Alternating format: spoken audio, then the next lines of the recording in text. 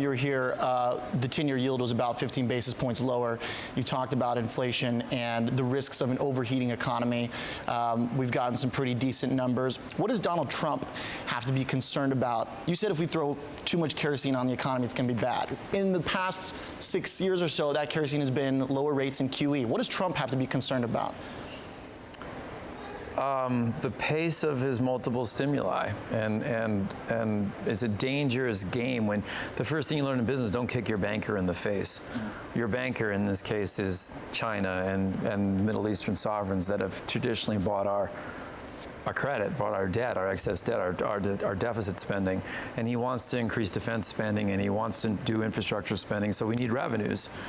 And we might go down before we go up in terms of tax receipts. If he cuts corporate taxes and cuts individual taxes, I guess the hope is that the economy accelerates enough that other taxes will replace those tax cuts and will grow.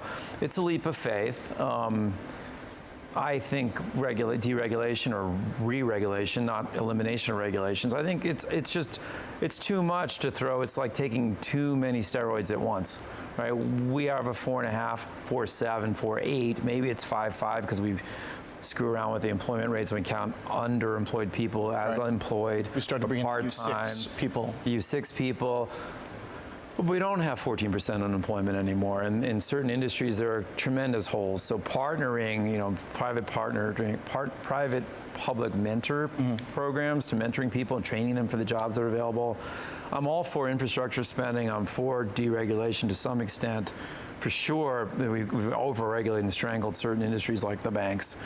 And I think corporate tax cuts are useful, and the simplification of the tax code would be great. Individual tax moderation. Cuts. Yeah, I think you may have to step it a little bit, and not be careful about overheating this economy, because if rates rise too fast, and at the same time you put trade barriers on China so they don't buy our debt, they're angry at us. Yeah. Rates could spike suddenly hard, and that would be bad for the equity markets. And again, if rates are going up because there's great economic growth, then we're all pretty happy as long as they don't go hog wild. And we do have 20 trillion of debt, right? So we have to pay interest expense on that. Today we pay 2, we're paying 4. That's $400 billion of interest expense we didn't have. Now we do own about 6 trillion of that debt, I think is the last number I saw. So we're paying ourselves. Right. But there is 14 billion that's held by third parties. So I just think we have to be careful. I think. And what I'm seeing right now is that I actually like what I'm seeing. I'm seeing some discussion and some thoughtful give and take, so I think that's a good thing. One area that Trump has not given a ton of details yet. He started to talk about tax. He started to talk about rolling back Dodd-Frank.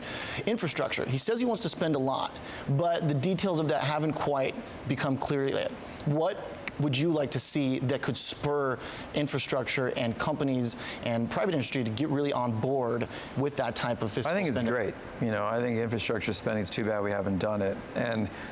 So what you need is a lineup of projects, and then you're going to see all these projects, and somebody has to comb through them and decide that there's high ROI, high return on investment on these projects. We don't need bridges to nowhere or paving the road in my summer place in Nantucket 7 times. What about a wall?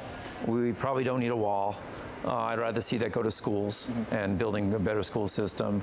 I don't think that's an issue. I mean, really don't believe that's an issue. But I'm in the minority there, I suppose. But overall, I think the infrastructure spending would be great. I mean, some of our airports are a mess, and other airports are fine. Orlando's airport is great. New York City's airports are not so great, and it's a shame to see. I just took a 10-day trip around the world. Was in the Middle East and Seoul and Beijing and Taipei and Riyadh and Doha, and every airport's nicer than the JFK. That's an interesting issue. Yeah. But also logistics, transportation, ports, the Panamex, the canal, our port system, our railway system, our bridges and tunnels, our road systems. But they have to line them all up. We can't do it all. It will take time to be done, and that stimulus is probably has the longest alive, but hardest to put in place, because once you identify the project, then you have to design it, bid it, and build it.